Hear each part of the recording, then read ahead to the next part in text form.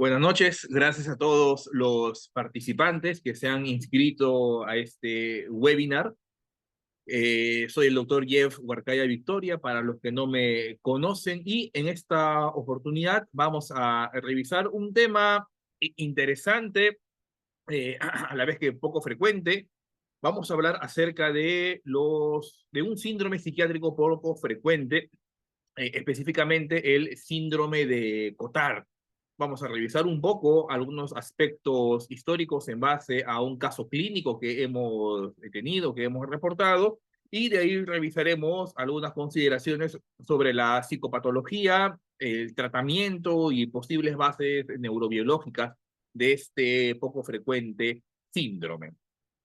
Eh, Déjenme avanzar la diapositiva y poner un puntero. Muy bien. En esta presentación, que espero realizarla en 45 a 50 minutos aproximadamente, vamos a hablar primero de un caso clínico, una paciente que entre tantas que hemos atendido.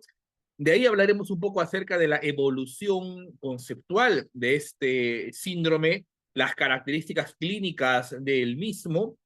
Hablaremos un poco acerca del tratamiento y finalizaré con algunas conclusiones breves a lo que hemos revisado. ¿Por qué es interesante hablar acerca del síndrome de Cotard? Y esto ya es una apreciación personal, ¿no? Porque va en contra de un conocimiento filosófico básico, y es el conocimiento de nuestra propia existencia. Ya lo dijo Georgias de Leontinos, un nihilista: nada existe, y si algo existiera no podría ser conocido por el hombre, y si algo existente pudiese ser conocido, sería imposible expresarlo con el lenguaje a otro hombre. Una típica filosofía nihilista que niega la capacidad o la posibilidad de conocer algo. Pero en esta presentación pues no vamos a hablar acerca de las implicancias filosóficas de negar nuestra existencia, sino la vamos a entender y estudiar como una alteración mental, como parte de una enfermedad mental. Para eso, primero vamos a revisar un caso clínico. Se trata de una paciente, llamémosla la señora T, una mujer de 65 años, con un peso de 45 kilos, un IMC de 21 kilogramos por metro cuadrado, sin alergias, trabaja como ama de casa, estado civil casada, que vive en Ate Bitarte, un distrito de Lima, Perú, con un grado de instrucción máximo de secundaria completa. Como antecedentes patológicos se registra una alergia a la penicilina y solamente hipertensión arterial desde hace 8 meses, controlada con losartán 50 miligramos al día. Además tuvo un cáncer de mama en el seno izquierdo incipiente a los 52 años, con una resección quirúrgica de la tumoración, y además sesiones de radioterapia y un seguimiento anual. Después de 4 años le dieron de alta, y como otras comorbilidades, una catarata senil, glaucoma primario de ángulo abierto. Niega hábitos tóxicos, no había antecedentes de consumo de alcohol o de tabaco o de alguna otra sustancia. Y a los 42 años tuvo como antecedente psiquiátrico un aparente episodio depresivo que tuvo una duración de 1 año, que no recibió tratamiento ni por psiquiatría, ni psicología, ni ningún tipo de diagnóstico formal o tratamiento formal. Después de 1 año de haber presentado estos síntomas, la paciente refiere que tuvo una remisión completa de estos síntomas después de comenzar a congregar en un grupo religioso. ¿Qué fue lo que pasó con esta paciente que vimos en hospitalización? Entre a finales de abril e inicios de mayo del año 2020, comenzó a tener una serie de preocupaciones por diversas molestias físicas, diversas molestias somáticas. Refería de forma insistente que se encontraba infectada por la COVID-19. Situémonos en el contexto de ese año, pues, la primera ola, segunda ola de la pandemia. Además decía que notaba su cuerpo muy delgado, decía: no tengo carne en mis caderas, me duele todo el cuerpo, no tengo fuerzas mi estómago no funciona bien, mis órganos no se encuentran en su sitio. Eso fue lo que comenzó a referir esta paciente. Ya para mayo, refirió, algo se ha reventado, algo ha explotado dentro de mi cuerpo, pronto voy a morir. Y esta ansiedad por tener una posible infección por la COVID-19 comenzó a empeorar. La ansiedad fue incrementándose con insomnio, que comenzó un insomnio y un ánimo triste persistente.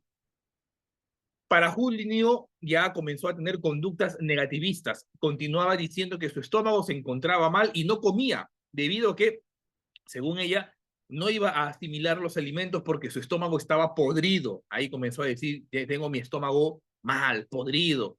Y comenzó a manifestar otra serie de síntomas psicóticos. Dijo, un hombre en mi casa, en la casa donde vivía, me quiere hacer daño. La ansiedad, que era constante desde hace 3 meses, siguió y siguió incrementándose.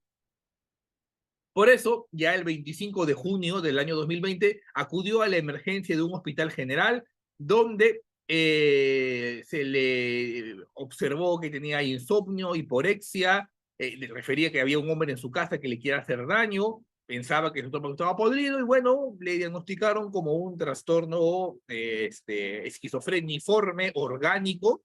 Le indicaron en esta oportunidad sertralina 50 miligramos en la noche, perdón, quetiapina 50 miligramos en la noche y sertralina 50 miligramos luego del desayuno con algo de gotas de haloperidol, ¿no?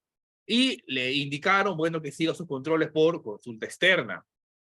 Pero no hubo mejoría.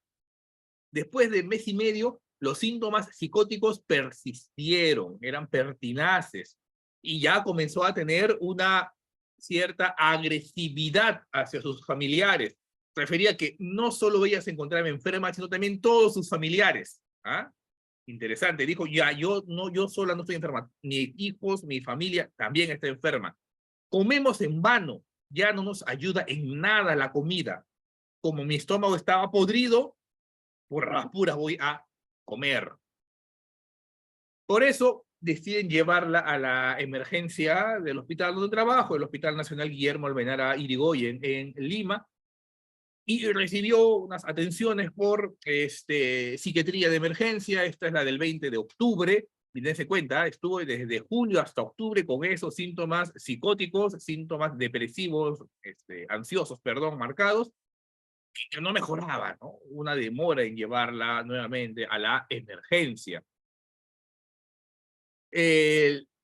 La madre, cuando tenía 40 años, según el antecedente que refirió el hijo, pues tenía un aparente episodio ansioso también con síntomas psicóticos, ¿no? El hijo refirió, mi madre siempre ha sido una persona ansiosa. La paciente se encontraba con su hijo y que iniciaba sus síntomas desde el inicio de la pandemia. La pandemia ha supuesto un incremento de la ansiedad en muchos pacientes, ¿no? Andaba muy ansiosa, asustada de la pandemia, pensaba que los vecinos le querían hacer algo malo, andaba angustiada y agresiva. No dormía y no comía porque decía que su estómago estaba mal, podrido. Nuevamente, ¿no? La familia también fue testigo de esta información que daba la paciente. La paciente dijo en ese momento, en octubre, no sé qué me pasa, estoy angustiada, no puedo comer porque me duele el estómago, me arde, algo malo debo de tener. Me hicieron una operación hace muchos años del conducto lagrimal, me metieron un tubo y desde ahí estoy mal de la cabeza. He ido al neurólogo porque me dolía mucho y me dio pastillas. No sé qué me pasa ahora. Mi hijo también está mal del estómago. No sé por qué yo también estoy así. O sea, también había esta proyección de su malestar, ¿no? Por todo eso se le indicó la hospitalización en el servicio de psiquiatría. Esto fue en el contexto, ya saliendo de la primera ola, entrando no, sí, pues claro, acabando la primera ola de la pandemia de la COVID-19, pasó al servicio de psiquiatría, donde estuvo hospitalizada y bueno, se le hizo el examen psicopatológico. Se trataba de una mujer de sexo femenino que aparentaba una mayor edad cronológica, normosómica, de talla baja, que estaba vestida con ropa de pijama de la hospitalización, sin aditamentos corporales, en regular estado de higiene, de cúbito dorsal pasivo con vía endovenosa periférica. La conducta durante la entrevista mostraba colaboradora, permanecía inmóvil en la cama, con la mirada indiferente, tendencia a evitar el contacto ocular, no toleraba adecuadamente el tiempo de la entrevista, negativista, hipofonética, y no había una adecuada flexión en el tono de voz. En los procesos parciales que encontramos en la conciencia, a una mujer despierta con estrechez de la conciencia, si bien orientada autopsíquicamente, cronopsíquicamente y alopsíquicamente. En la conciencia del yo, una parálisis del yo con despersonalización y desrealización, la convicción de inexistencia, ya vamos a verlo más adelante, qué fue lo que nos dijo, con alteración de la conciencia del existir y de la ejecución, atomización del tiempo e inhibición del devenir subjetivo. Y en el insight, conciencia de síntomas, pero no había una conciencia de enfermedad mental. A pesar de eso, sí había una conciencia del tratamiento. En la atención estaba dirigida preferentemente hacia su mundo interno, con una indiferencia anormal, hipoprosexia, no dirige de la mirada al entrevistador y por momentos se evidenciaba hipercaptación, hipermetamorfosis, pero no toleraba adecuadamente el tiempo de la entrevista, y como trastornos cualitativos, una frustración del objetivo, perplejidad anormal y sentimientos de extrañeza. En la percepción, acá ya comenzamos a ver alteraciones mayores, había una hipopercepción del mundo externo con distorsiones perceptivas, cuantitativas, hiperalgesia, cualquier roce o examen táctil despertaba bastante dolor en la paciente, dismegalopsia con micropsias y macropsias y engaños perceptivos con alucinaciones somático-viscerales y senestésicas persistentes, lo que generaba una importante repercusión en el funcionamiento y a nivel afectivo sin control y atribuido a un origen externo. La paciente dijo, esto que me está pasando es un castigo por haber tomado varias pastillas, por no haber seguido la palabra de Dios y dedicarme y tomar pastillas y no hablar con Dios, me está castigando de esa manera. Eso fue lo que dijo la paciente. En el pensamiento estaba ciertamente bradipsíquico, enlentecido, con un incremento de la latencia pregunta-respuesta, por momentos bloqueos e inhibición del pensamiento, y en las delusiones o delirios, ideas falsas, tenemos la denegación, estoy muerta, ya no tengo órganos, yo no existo, estoy muerta, claramente lo dijo durante las 2 primeras semanas de hospitalización. Además también había delirios de culpa, delirios de condenación, persecutorios y de daño. El lenguaje hipofonético sin inflexiones en el tono de voz. En la inteligencia y memoria, vamos a ver más adelante, le hicimos un MOCA y algunas pruebas básicas, la captación del juicio alterada, capacidad de análisis y síntesis también alterada, con alteración de la capacidad de abstracción y una capacidad de aprehensión, fijación y evocación disminuida. La afectividad estaba marcadamente ansiosa, triste, desesperanza, culpa. Me siento triste porque estoy condenada. Así, tal cual, así lo dijo. Estoy condenada. Todo lo que me está pasando por tomar medicinas, no debía haber tomado ninguna medicina. Apatía, minusvalía, sentimientos de minusvalía, temerosa y sentimiento de inexistencia personal. En el instinto, una energía vital disminuida, el sueño con insomnio global, hiporexia marcada, un deseo sexual disminuido, un predominio del tánatos sobre el eros, las pulsiones de muerte sobre las pulsiones de vida, con inhibición de la preservación de vida, y en la conación abúlica, hipoquinética, una disminución en la capacidad de reaccionar a su entorno, tendencia al aislamiento social, en sus movimientos no había gracia, holgura, no había rotundidad en sus actitudes, le faltaba espontaneidad. Esa fue la evaluación mental que le hicimos al ingreso. Le hicimos también una serie de evaluaciones complementarias, exámenes auxiliares. Inicialmente el perfil básico llamó la atención, nos llamó bastante la atención que al ingreso y a la semana 2 tenía, acá déjenme resaltárselos, por favor. Está. Miren, TSH, 0.004. Ya, bastante bajo, muy bajo, ¿no? Fue la paciente evaluada por endocrinología, le pidieron complementar los estudios con anticuerpos antitiroideos se encontró antimicrosomales y antitiroglobulina en más de 1000 y más de 500, cuando lo normal es hasta 35 y 60 unidades internacionales por mililitro, ¿no? Se le dio un diagnóstico de enfermedad de Graves-Basedow, que pues, la paciente no sabía tampoco, ¿no? Y que pues ampliaba las comorbilidades que presentaba esta paciente, ¿no? Se le hizo una gammagrafía tiroidea y bueno, esto ya fue o complementó el diagnóstico de esta endocrinopatía, de este problema tiroideo. Le hicimos también al ingreso un PHQ-9 para valorar síntomas depresivos severo, síntomas ansiosos moderado, PHQ-15 para síntomas somáticos severo. No encontramos en el tamizaje y en la historia clínica síntomas que nos hagan pensar en una hipomanía, manía, para descartar un trastorno afectivo bipolar, ¿no? Y en el Minimental 26 puntos sobre 35 y en el MOCA 13 puntos de 22, ¿no? Difícil de evaluar porque la paciente tenía una marcada discapacidad visual, lo que hacía que sea bien dificultoso, pero evidenciamos cierto deterioro cognitivo. ¿Cómo podemos, o qué aproximación dimos en a esta paciente, ¿no? Evaluamos la multidimensionalidad etiológica de la depresión, en el cual vemos que pues, tenía enfermedades médicas, tenía un problema tiroideo, que fácilmente explica también la presencia de estos síntomas depresivos y síntomas psicóticos adicionales, estresores psicosociales por el contexto de la pandemia, el contexto de esta pandemia por la COVID-19, que ya hablamos, no me voy a detener a hablar de eso, ya hemos hablado, tengo otras presentaciones sobre las complicaciones psicosociales que generó la pandemia en la salud mental.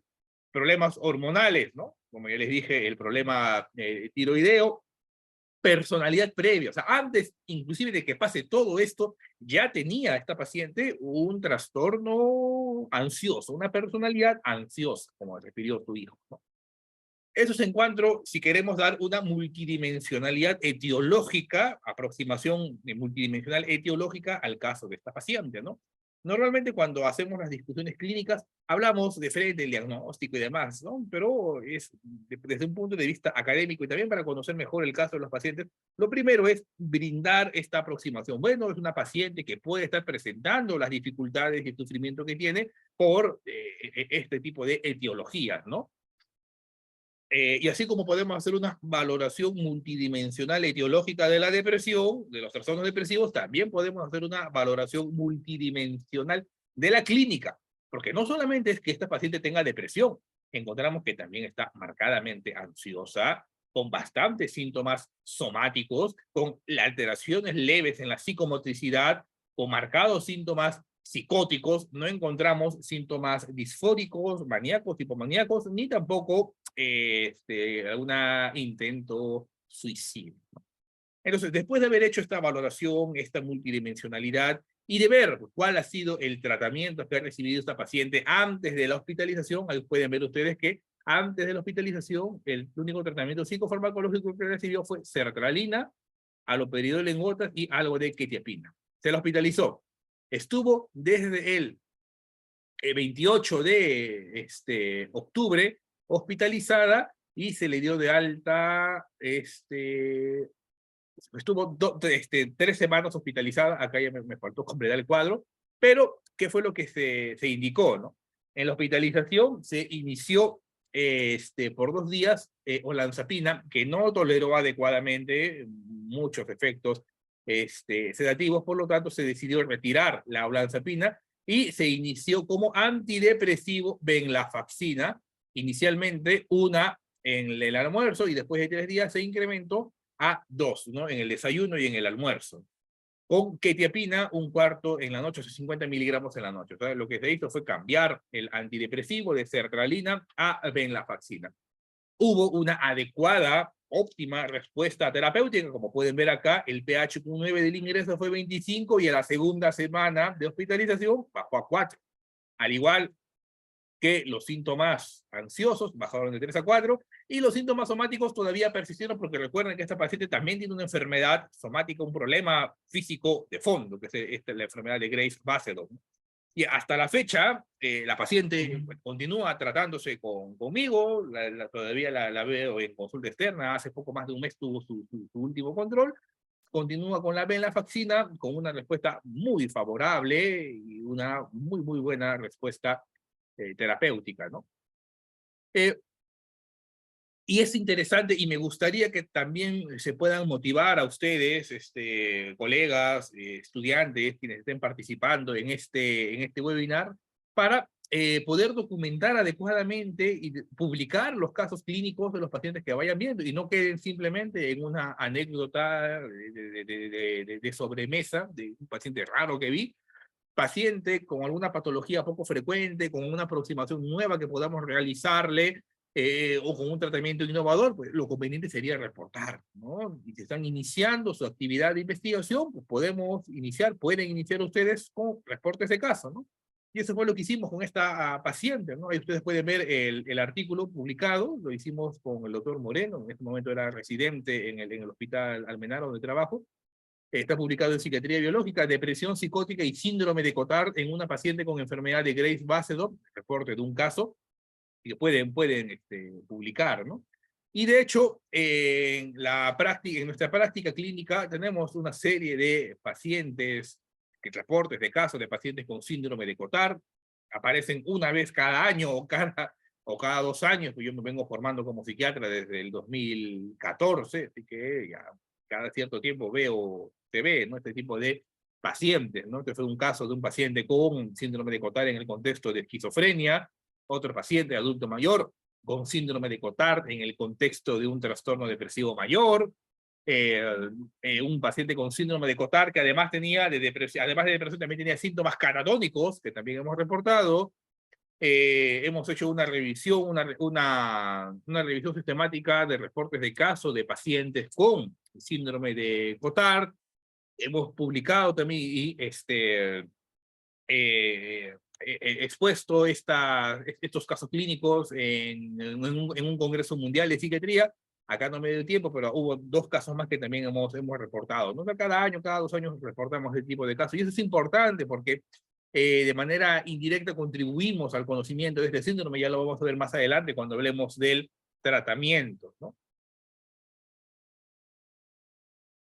Entonces vamos a hablar un poco acerca de la historia, de la evolución conceptual de este síndrome, porque cuando hablamos de síndrome de Cotard, generalmente pensamos, bueno, es solamente la idea delirante de creer que estoy muerto, nada más. Y si revisamos qué es lo que en verdad quiso decir o quiso transmitir Hugh Cotard, el que fue el que describió este síndrome, pues vamos a ver que había muchos más síntomas de lo que tradicionalmente se mencionan en la historia, ¿no? Él fue el que describió este síndrome, Hugh Cotard, un médico francés.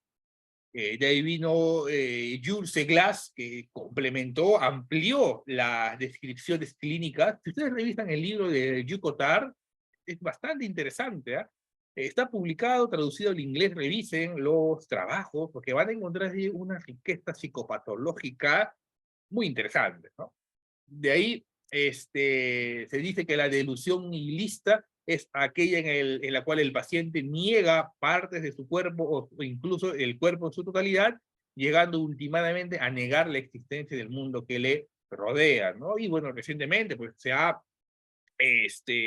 hablado, se está investigando acerca de las posibles bases neurobiológicas del síndrome de Cotard, ¿no? ¿Qué fue lo que dijo Hugh Cotard, ¿no? Él tiene un trabajo muy interesante de delusiones hipocondriacas o una forma de melancolía ansiosa, así le entendía él, delusiones hipocondriacas o una forma de melancolía ansiosa. Eh, Presentó el caso de una mujer de 43 años, ahí del siglo XIX, la famosa Mademoiselle X, la señorita X, el apelativo que se le dio en este entonces. Era una mujer de 43 años que afirmó no tener cerebro, nervios ni estómago, además de no tener alma y mencionar que tanto Dios como el demonio no existían. Por lo que dice esta paciente, ¿no? Y Cotard lo interpretó como un delirio hipocondriaco, como una interpretación delirante de las sensaciones patológicas que experimentan los enfermos afectados de melancolía ansiosa común. O sea, un paciente con ansiedad extrema puede comenzar a tener alteraciones de las sensaciones, alteraciones de la percepción, alteraciones somáticas. Y la clasificó como una nueva forma de lipemanía, ¿no? Una forma de delirio aislado combinado con síntomas depresivos, en el cual encontramos ansiedad melancólica. Pero miren, y acá viene lo fascinante, la complejidad, lo proteico que resulta el síndrome de Cotard, en el cual hay ansiedad melancólica, ideas de condenación o posesión, conducta suicida, mutilaciones voluntarias, insensibilidad al dolor, las ideas de no existencia, con los delirios o delusiones de inmortalidad. Delirios de condenación y delirios de posesión, que pueden ser de dos tipos, ¿ah? Posesión demoníaca, ¿no? El paciente puede decir que siente que él se transforma en el demonio, o que siente que el demonio le hace hacer cosas que él no quiere hacer, ¿no?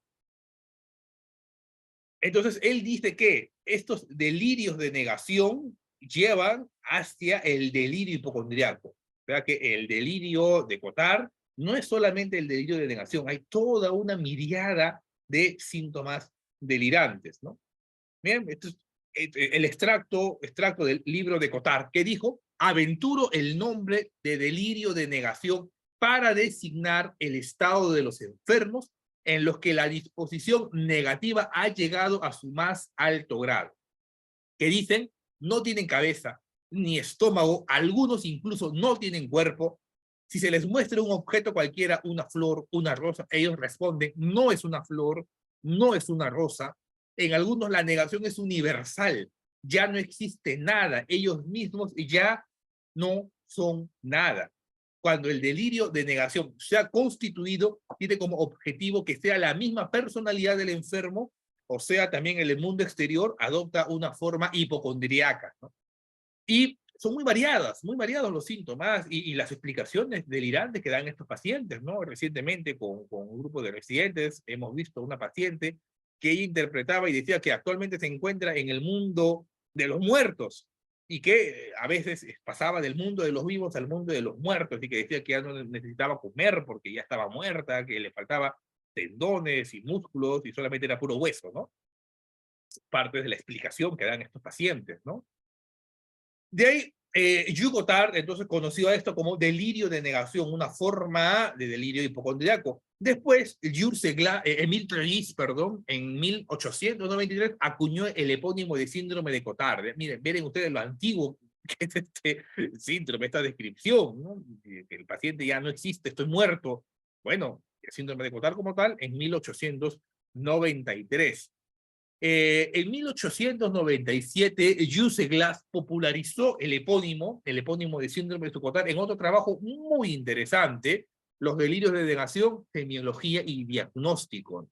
También recomiendo que revisen ese trabajo, porque ahí Jules Glass describe toda una serie de síntomas, sobre todo en la fase de paranoia y en las fases cuando aflora totalmente la psicosis y en los delirios de posesión. Es muy interesante esta posesión que antiguamente, no, los antiguos padres y exorcistas la conocían como la enajenación, eran los enajenados, aquellos que estaban poseídos por el maligno, ¿no? Por el demonio.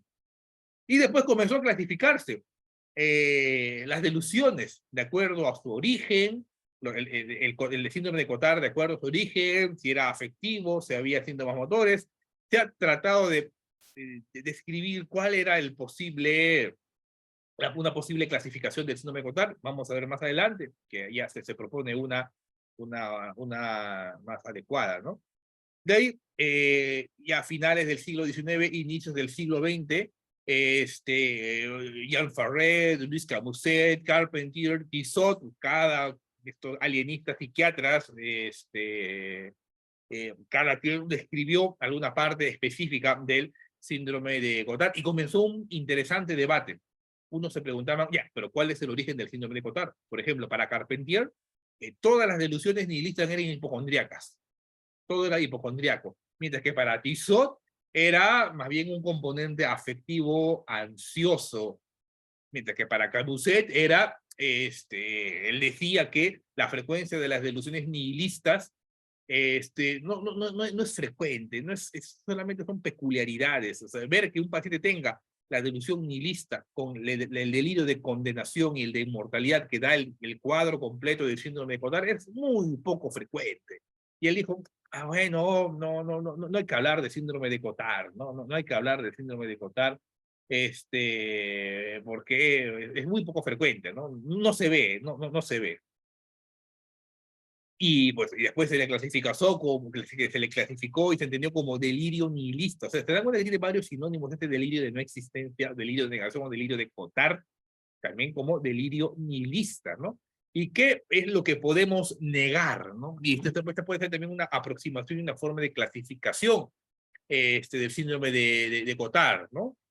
Un nihilismo ontológico en el cual el paciente dice que nada existe, un delirio epistemológico, un nihilismo epistemológico en el cual el paciente dice nada se puede conocer, un delirio semántico en el cual las cuestiones de significado son, en el mejor de los casos, intratables, sin sentido, no puedo conocer nada, no puedo saber nada.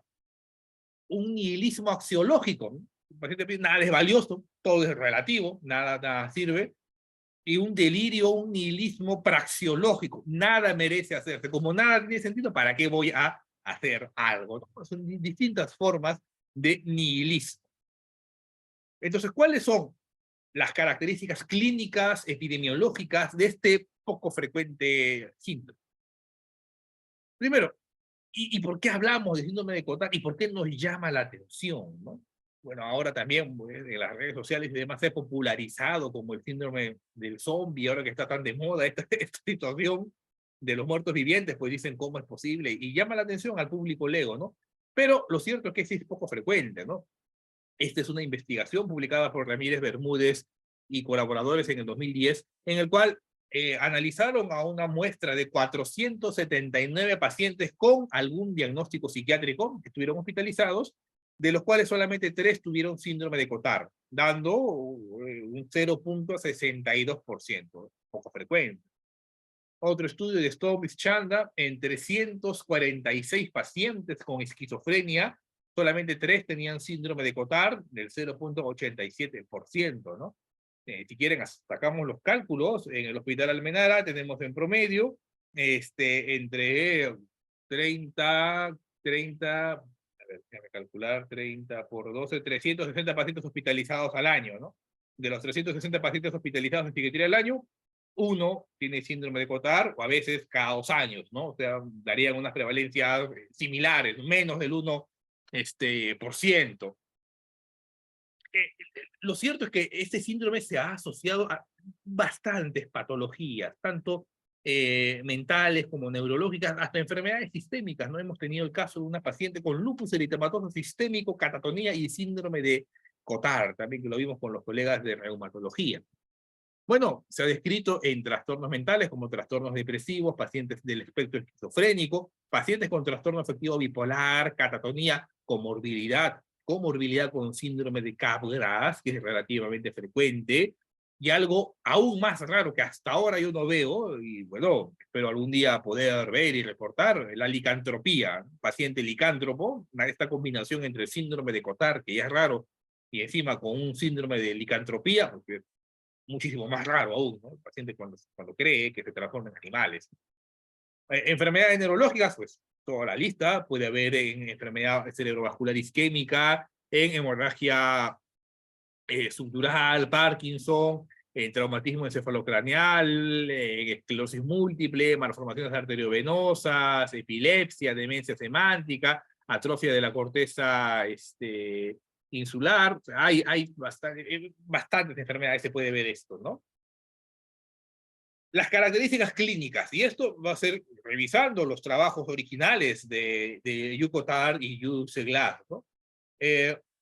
nosotros hemos publicado hace algunos años, bueno, hace 2 años, o 3 años, en el 2020, un trabajo analizando la estructura factorial del síndrome de Cotard, una revisión sistemática, y en el cual pues vimos y revisamos todos los casos reportados en la literatura internacional de pacientes con síndrome de Cotard entre el 2005 y el 2018. Encontramos en la literatura en PubMed 69 pacientes, la edad media fue de 51 años, predominio femenino, y el diagnóstico principal fue de trastorno depresivo mayor, seguido de trastorno mental orgánico. Esquizofrenia, miren, solamente el 10%, menos frecuente, lo más común es en el contexto de una depresión y en el contexto de un trastorno mental orgánico. ¿Cuáles fueron estos síntomas o cuáles son los síntomas más relevantes? ¿Cómo los podemos agrupar? Primero, y lo que le da el nombre al síntoma, las delusiones de negación. Y son de varios tipos, ¿ah? Yo puedo negar mi constitución semántica, mi constitución, perdón, somática, y hay distintos tipos, ¿ah? Miren, ¿ah? Hay la somatoparafrenia, en la cual yo niego una parte de mi cuerpo. No tengo pierna, no tengo brazos. Ese es un delirio de negación de la constitución somática tipo somatoparafrenia. Me falta alguna extremidad. Delirios viscerales. Me falta algún órgano interno. Me falta el estómago, me falta el corazón, el hígado, el cerebro, etc. Y la combinación de todo, la negación total de tu ser, es el delirio senestésico, entendiendo a la senestesia como la capacidad y la habilidad de poder darme cuenta que yo existo. Ya, o sea, puede hacer estas constituciones somáticas en este orden, ¿ah? Partes del cuerpo, somatoparafrenia, las viscerales o las senestésicas, o también puedo negar representaciones metafísicas. Yo puedo negar el amor, puedo negar a Dios, pero bueno, yo también lo niego a Dios, pero no es psicótico, sino que ya el paciente lo niega, pero de una forma delirante, pues, ¿no? Y se puede proyectar al mundo exterior, puede negar la existencia de las personas, puede negar la existencia del mundo, ya en los casos más graves de esta delusión de negación, ¿no? De ahí viene la delusión de inmortalidad, que son formas de delusiones hipocondríacas megalomaníacas. El paciente dice, ya, yo, como ya estoy muerto, no puedo morir, soy inmortal. Delirios de grandeza, delirios megalomaníacos, en el cual el paciente dice que no solamente es inmortal y grande, inmenso en el tiempo, porque ya nunca va a morir y vive millones de años, ¿no?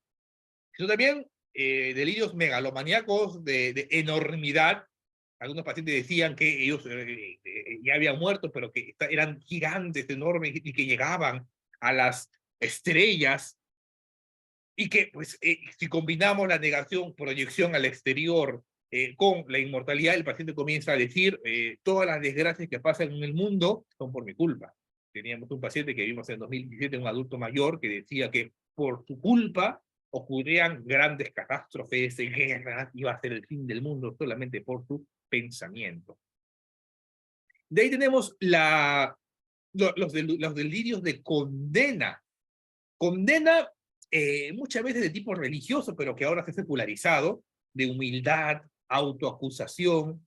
Tenemos los delirios de demonomanía y la demonopatía interna, que son las formas de posesión demoníaca, y los trastornos de la sensibilidad, alteración de la sensibilidad visceral, como le llamaba Seglas, la locura de la oposición. Dale de comer, no quiero. Muévete, te resiste. Ideación suicida y automutilación.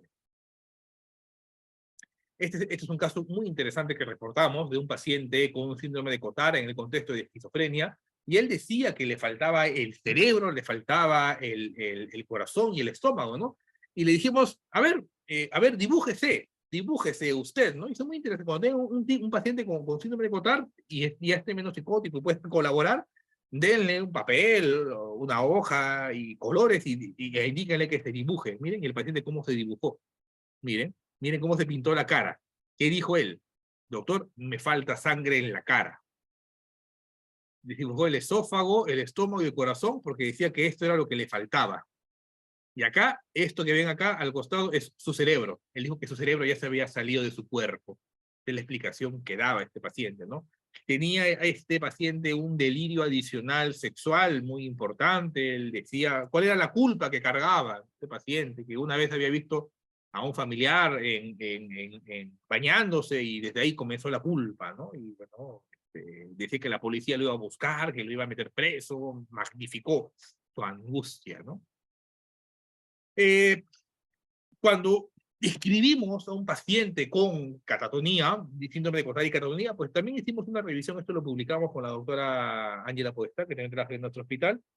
Síndrome de Cotard, catatonía y depresión, hicimos una revisión de todos los casos reportados en la literatura, en los cuales se ve también tanto síndrome de Cotard como la catatonía, ¿no? Y es una comorbilidad muy poco frecuente. Solamente encontramos 5 casos reportados en la literatura internacional. Y, este es un artículo de base muy interesante, publicado por el profesor Germán Berrios y su discípulo Rogelio Luque, en el cual analizaron 100 casos de síndrome de Cotard reportados en la literatura desde 1880, o sea, el primer caso de Cotard, hasta 1995, ¿no? Revisaron las diferentes bases de datos de publicaciones y encontraron que había 100 pacientes reportados en aquel entonces, ¿no? Y acá pueden darse cuenta que la principal característica es el delirio de nihilista del cuerpo, la depresión y el delirio de culpa y también el delirio de inmortalidad y los delirios hipocondriacos, ¿no? Tomando este artículo como base, nosotros hemos publicado una actualización del mismo, revisando los casos de Cotard, de síndrome de Cotard de 2005 a 2018, ¿no? Nuevamente, al igual que el mismo que se vio en la publicación anterior, los delirios nihilistas de existencia fueron los más frecuentes, del cuerpo también, y depresión. Pero lo que llama la atención es que el delirio de culpa, esta culpa religiosa, era menos. Miren, antes era el 63%, ahora, en los casos reportados, solamente del 18%. Evidentemente no se puede hacer una mayor extrapolación, pues son solamente reportes de caso y con todos los sesgos que implica, pero ahí pasó algo, pues, ¿no? Conversando con el profesor Berrios, él me dijo que posiblemente sea, pues como el mundo se ha secularizado, esta antigua concepción religiosa de la culpa, pues modifica, ¿no? En este mundo posmoderno, secular, y pues ya no tienen tanta culpa religiosa como sentían antes, ¿no? Los pacientes. Lo interesante de esta investigación es que el profesor Berros hace un análisis factorial, agrupó todos los casos, todos los síntomas, los agrupó en un paquete estadístico, bueno, no había de caso explicar eso ahora, y vio que todos los pacientes con síntomas con estos síntomas se agrupaban en 3 grandes factores. Un primer factor en el cual había depresión, ansiedad, alucinaciones y delirios de culpa. Un factor 2 en el cual había delusiones hipocondríacas, nihilistas del cuerpo, nihilistas de conceptos y nihilistas de la propia existencia. Y un factor 3 en el cual ustedes pueden ver ansiedad, delusiones de inmortalidad, alucinaciones auditivas y conducta suicida, ¿no? Él llamó a los pacientes del grupo 1, pacientes con marcados síntomas depresivos y alucinaciones, como una depresión psicótica, pacientes con Cotard con depresión psicótica o el verdadero síndrome de Cotard, al factor 2 con predominio de delirio, un Cotard tipo 1, y al Cotard tipo 2 a la mixtura, predominio ansioso. O sea, primero predomina la depresión, en el segundo predomina la alucinación psicótica y en el tercero predomina la ansiedad, ¿no? Se clasificó así entonces el síndrome de Cotard y tiene implicancias terapéuticas, ¿no? Porque el paciente con depresión, pues evidentemente se va a preferir priorizar un antidepresivo, en el segundo caso se prioriza un antipsicótico, y en el tercer caso un ansiolítico. Y comúnmente los pacientes de Cotard tipo 2 con exceso de ansiedad, ahí predomina síntomas catatónicos. Bueno, nosotros hicimos algo similar, también hice un análisis factorial de todos los más de 60 casos que encontramos en la literatura. ¿Y qué fue lo que encontramos? Miren, factor 1, depresión, delusión nihilista del cuerpo, hipocondriaca, culpa, condena, pensamiento de conducta suicida. Factor 2, predominantemente delirante con alucinaciones. Y factor 3, ansioso, con delirios. Eso es lo interesante, ¿ah? sea, la propuesta de clasificación que da el profesor Berros, pues nosotros la hemos visto que se mantiene en el tiempo. A pesar de que cambie la agrupación, la frecuencia de los síntomas, la agrupación de estos se mantiene, ¿no? En un COTAR tipo 1, en un COTAR de factor 1 de depresión psicótico, en un COTAR delusivo alucinatorio y en un COTAR ansioso mixto, ¿no? O sea, hay esta persistencia de esta forma de clasificación, ¿no? Y bueno, ha sido una contribución que hemos realizado, ¿no? ¿Cómo evoluciona el síndrome de Cotard? Yo recuerdo claramente a un paciente que vi en la emergencia, bastante ansioso, preocupado, y daba la impresión de que oye, en cualquier momento va a comenzar a decir que ya está muerto y que le falta alguna parte de su cuerpo, y dicho hecho, porque así evoluciona, ¿no?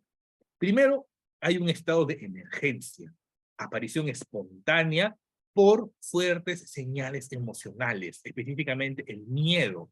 Un paciente con síndrome de Cotard, búsquese alguna emoción intensa, fuerte, desencadenante, o aún así haya sido débil, pero en un paciente que tenga pobre manejo de situaciones estresantes, ¿no?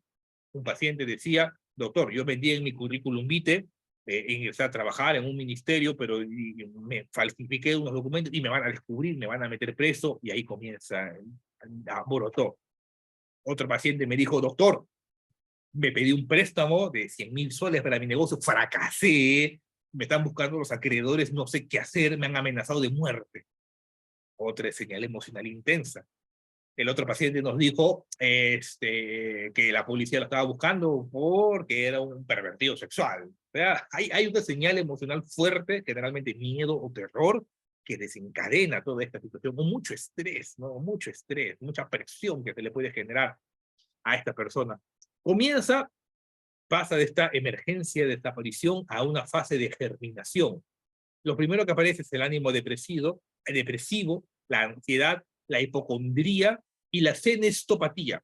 Algo está pasando en mi cuerpo, algo está sucediendo, me siento distinto.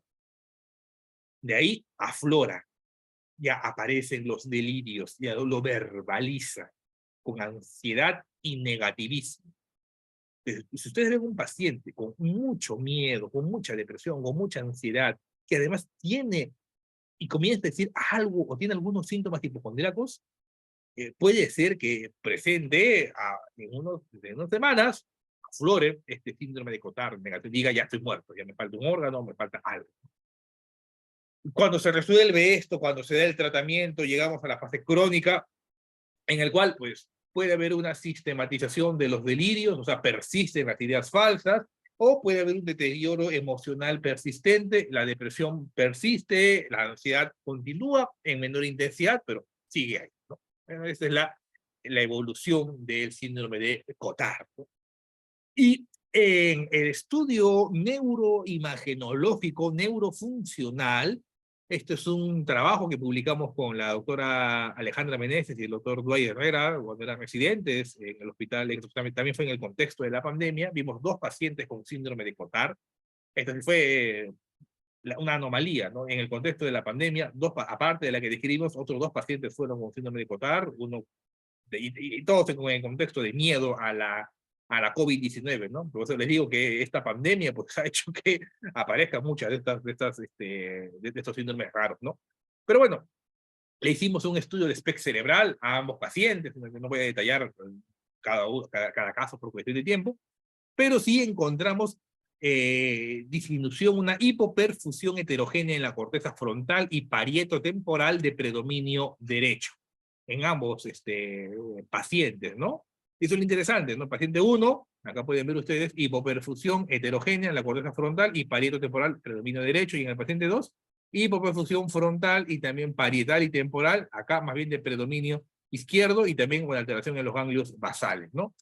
Cuando revisamos la literatura, reportamos este caso y revisamos la literatura, vemos también algunos pacientes con síndrome de Cotard que se le hizo un estudio de SPECT cerebral, ¿no? ¿Y qué fue lo que se encuentra? Nuevamente, hipoperfusión en los lóbulos frontal, parietal y temporal, hipoperfusión temporal, parietal, frontal, hipoperfusión de lóbulos frontales,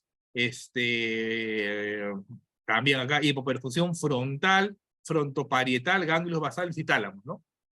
Ese es el común denominador, ¿no? Una hipoperfusión en esa área, ¿no? Ahora la última paciente que estamos estudiando, pues, vamos a ver también qué encontramos, ¿no? Y también puede ayudar para el seguimiento.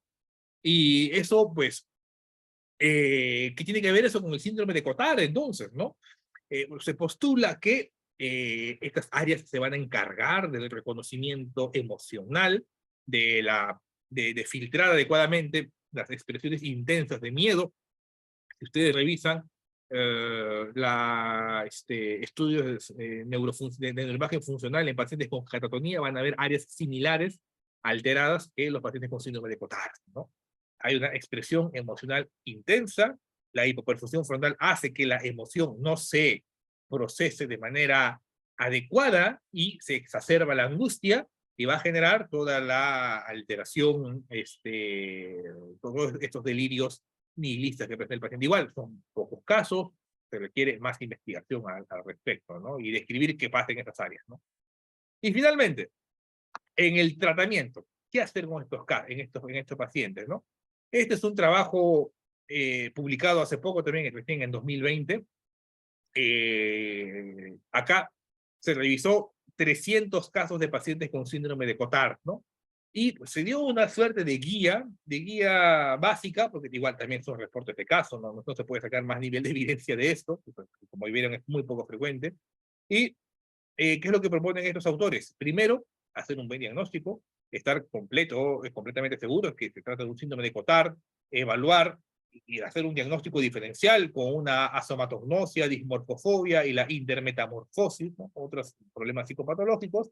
Solicitar, sí, análisis de laboratorio y estudios de neuroimagen, y ya, tratamiento. Si tú haces la investigación completa y encuentras una enfermedad subyacente, ya sea lupus, problema tiroideo, así como esta paciente, ¿no? Que estuvo con estrés básico y le tuvieron que dar tratamiento intenso, tratar la causa subyacente, aliviar los síntomas, o dar antipsicóticos atípicos. La mayoría de reportes de casos utilizan quetiapina y aripiprazol, reorganizar la medicación, y si no mejora, si después de 2 semanas no mejora y además hay síntomas catatónicos, valorar la posibilidad de electroconvulsivoterapia, terapia electroconvulsiva, ¿no? Y si hay signos de severidad o ideas suicidas persistentes o síntomas catatónicos o un síndrome neuroléptico maligno en el contexto del paciente con Cotard, de frente nos vamos a la electroconvulsivoterapia. De ahí, bueno, plantean el seguimiento, ¿no? Ese es el algoritmo médico, y les comento, y nuevamente, espero que que pueda servir de motivación. Se toman las decisiones en base a los casos que se han reportado en la literatura, ¿no? Ahí pueden ver ustedes los casos que hemos reportado, que son citados y utilizados para tomar decisiones por otros investigadores, por otros clínicos en otros países, ¿no? Por eso, insisto, si ustedes ven un caso raro, si ven alguna patología poco frecuente, cuando hemos internados o residencias y demás, publiquen, escríbanlo y publiquen, ¿no? Pueden ayudar, miren cómo nuestras publicaciones han ayudado a que se hagan estos artículos de revisión a nivel internacional, ¿no? La terapia electroconvulsiva en pacientes con psicosis atípica, ¿sí? Con estos síndromes de Cotard, pues esta es una investigación, un trabajo publicado de 3 pacientes con síndrome de Cotard, que se les hizo sesiones de electroconvulsivoterapia y con los cuales mejoraron, ¿no? Tratamientos, otros reportes de caso, hablan de venlafaxina, quetiapina, aripiprazol, es uno de los antipsicóticos más utilizados en en este tipo de pacientes. Así que no es que haya una guía clara de qué es lo que hay que usar, pues, ¿no? Porque como ya les digo, los casos son tan poco frecuentes que no hay posibilidad de hacer un ensayo clínico, ni mucho menos, ¿no? Lo que sí se ha visto es que cuando hay síntomas catatónicos, se tiene que dar la benzodiazepina a altas dosis, lorazepam, este es un paciente que reportamos, si no hay lorazepam, su equivalente, dosis equivalente en clonazepam. Advertencias. ¿Qué advertencias hay que tener después de hacer esta revisión? Primero, que el síndrome de Cotard es impredecible y de presentación muy poco frecuente. que además no tiene una presentación clínica única y a menudo se presenta como un trastorno emergente que puede amenazar la vida del paciente.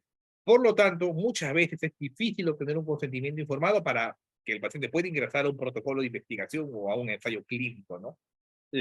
Casi todos los casos que ustedes revisen en la literatura son en base a reportes de casos o series de casos. Y como saben ustedes, dentro del nivel de evidencia científico, ese es el que, antes de la opinión de expertos, es el que menos nivel de evidencia tiene, ¿no? Se han analizado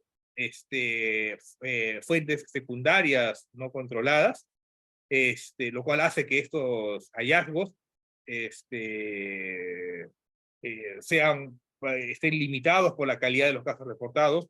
No es uniforme, no son uniformes los casos, ¿no? Y además, la revisión sistemática no va a aportar asociaciones fuertes, no obstante, sí podemos identificar algunas hipótesis para posteriormente realizar otros estudios, ¿no? Muy bien, ¿qué conclusiones podemos llegar, entonces?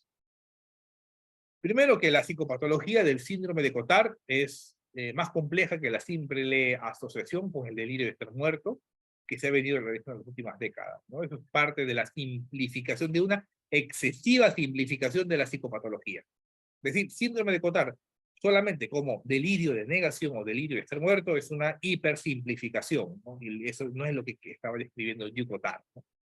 El análisis factorial exploratorio de los síntomas arrojó tres factores: depresión psicótica, delirio, alucinación, y el trastorno mixto, ¿no? Y es posible suponer que dichos factores muestran una coherencia factorial independientemente del tiempo y del espacio, ¿no? Porque eso fue lo que describió el profesor Berrios y eso es lo que estamos describiendo también nosotros, ¿no? Y si bien hemos descrito algunas posibles bases neurobiológicas, pues hay que tener mucho cuidado, porque antes de especular sobre las bases neurobiológicas de los delirios de negación, primero debemos hacer esfuerzos para nuevamente mapear las características clínicas, mapear las correlaciones clínicas básicas del mismo. Una vez tengamos esto bien estructurado, bien clasificado, podemos recién hacer mejores estudios de neuroimagen, ¿no? Tratamiento: antipsicóticos, antidepresivos, de acuerdo con el origen nosológico delusional, si es un Cotard puro, Cotard tipo 1, Cotard tipo 2, esto es lo que pues, tenemos que evaluar, y si es que no hay una mejoría, pues podemos iniciar la electroconvulsivo terapia. Bien, colegas, eso era lo que tenía para presentarles ya me pasé el tiempo, 10 minutos, en esta hora de presentación. Igual hay muchas cosas más que conversar y que hablar, pero en aras del tiempo también, pues, la idea es hacer esto es una exposición de 3 horas, pero sí presentar las características básicas de este síndrome.